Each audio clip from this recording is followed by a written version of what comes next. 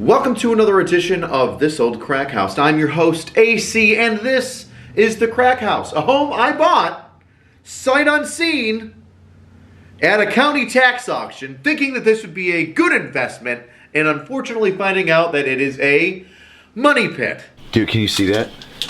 The basement caved in. Slowly but surely, every day that I get a little bit more positive and think that I'm one step further to finishing this home, the good Lord crushes me and breaks me down and lets me realize that no, here's another issue on top of another issue hidden underneath another issue. But that's okay, because we're living and we're learning and we're loving, just like all the white women have on their kitchen walls. Phone call. What's that? I am in debt? Thank you, phone. I should put you on silent. In the last episode of This Old Crackhouse, I left you on a little bit of a cliffhanger, myself included. Or that's the main fucking exploding.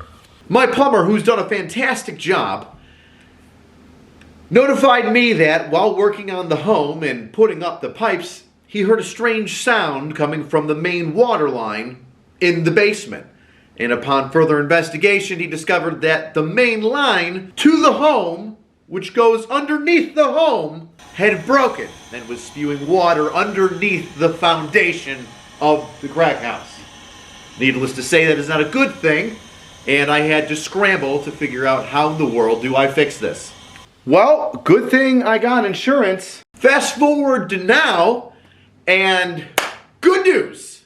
We got it fixed. That's what this whole episode is going to be about. It's going to be about digging up the main, replacing it, and all that fantastic bullshit that you want to see in a home renovation. That's going on, what's that, 2 years now? Check the blood pressure. We still don't have drywall up. It's coming, though. Don't yell at me.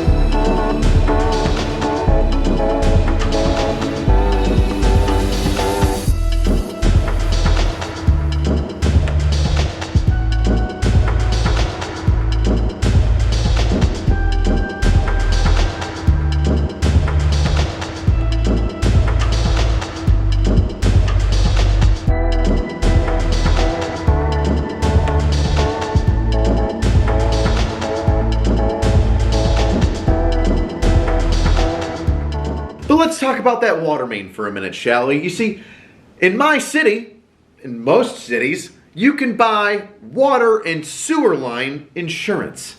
And I, knowing that the plumbing was going to get worked on here, bought that said insurance. Just in case the main water line or sewage line broke, I'd be covered. Well, good thing I got insurance. Unfortunately, I didn't read the fine print, because once the main line broke and my plumber called me up and said, hey, the main water line's broken between the meter and the main.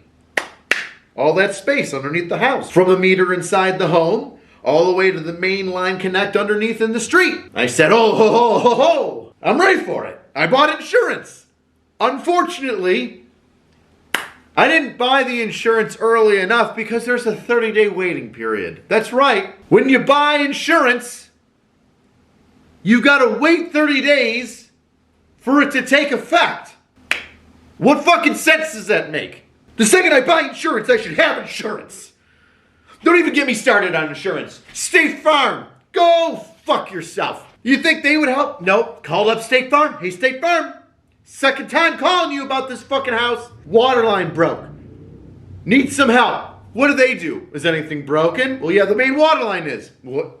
Is it in the house, sir? No, it's underneath the foundation. So the main water line that broke is not inside the home. No, that's what I said. It's under the home. It's under the foundation. Sir, we don't cover that. What do you mean you don't cover that? The house is going to fall in on itself if I don't dig this thing up. Well, sir, we only cover damages. So if the fucking house sinks in on itself, then you'll cover it. Yes, sir, that's how insurance works. Why the fuck do I have you? We don't know. we don't know. But there's a light at the end of the tunnel. For you see, my fantastic followers are very smart, very intelligent people. And they let me know that the city of Buffalo has a lead water line replacement going on.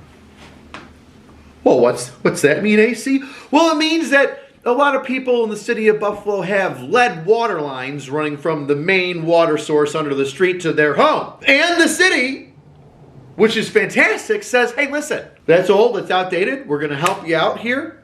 If you have a lead water line, we are going to replace that main water line to your home. This ain't Flint, Michigan. We're going to fix that shit. Oh, my God. What? Oh, a city helping out its citizens. God bless the mayor. That's all I got to say. And so, without a penny taken out of my pocket, the good city of Buffalo, my tax-paying dollars, assisted me in ripping out the lead water line, and now we have fresh water to the crack house. And boy, let me tell you, what a relief. Because that would have sent me back about $5 to $8 grand, which, in this economy, isn't exactly stellar. That Putin price hike, it'll get you.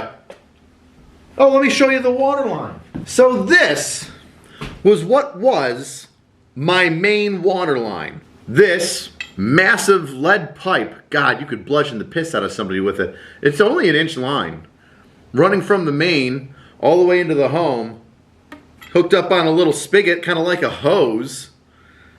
And this big just ball of lead here squeezed around it, melted around it to make it fit. Now this used to be my water line going into my home. Isn't that insane? It is heavy as fuck. I tell you what, lead is almost as dense as I am for buying this house. Sorry. But yeah, I thought that was freaking neat. Just this big old chunk of lead water line with a little spigot hose attachment. You can just...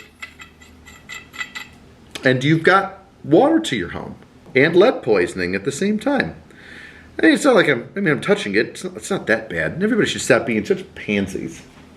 Lead, asbestos, just don't start an asbestos tailpipe or start shoving lead into your face and veins and you'll be okay. I mean, drinking it over a long period of time is not, that's why we should get rid of this, but, picking things up, that's not that bad. I don't want to say what crew did it. They wanted to remain anonymous, but thank you to the gentleman that dug up the front yard and cut a massive square into the street in front of the crack house to get to the main, replace it, and then they were out of here within like 6 or 8 hours.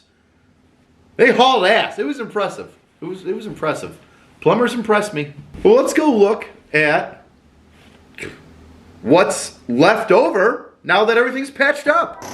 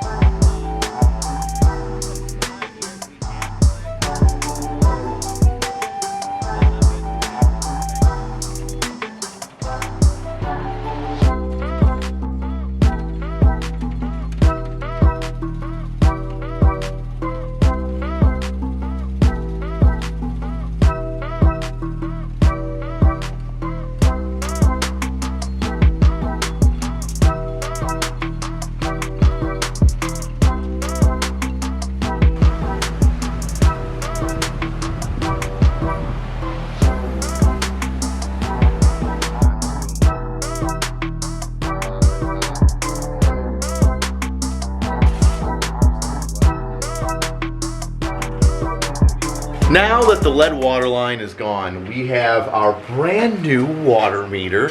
Very shiny, very nice, very brass, lots of copper, slender, sleek, sexy if you will. Look at you, you dirty little girl. All you gotta do is flip that lever up and the water's flowing like Niagara Falls. Beautiful. Probably gonna connect this to something a little more sturdy. I don't want it wobbling around. God knows I have some moron that throws something heavy down the stairs and just whacks this, bends it, and then we're back at stage one. They took a great big old saw and a pickaxe, dug up some of the underneath so they could run the pipe, whoosh, shoot it right out to the front, and then here we are. Isn't that neat? Just went wham, right underneath the foundation again, right shooting straight out to the street. See, some of this shit just amazes me. All right, let's go check out the front yard. It is tore up. I'm gonna need some ideas on what to do with the front yard because it looks gross. First things first, I gotta get some stairs on the front of that frickin' house because it looks like a weird homeless diving board into a dirt nap. Okay. Would you look at it? Would you just look at it? It's a big old pile of dirt, but you know, it used to be a lawn, but they had to take all of it out just to get that main water line done. And now I gotta get some stairs up here. And I gotta do something with the front of this house. What do I do with the front of this house? I gotta do some bushes. Anybody got any design ideas? Who's got a green thumb? I don't. I can grow rose bushes all right. That's what I need. That's what I need. A bunch of rose bushes out front just to show everybody how much of a prick I am. Don't come near this house. It's beautiful but dangerous. I'm okay with that. And now, as always, our conversation with Basement Jesus. Basement Jesus. Good sweet Lord, you brought the water on down without lead poisoning to me. And I thank you for it.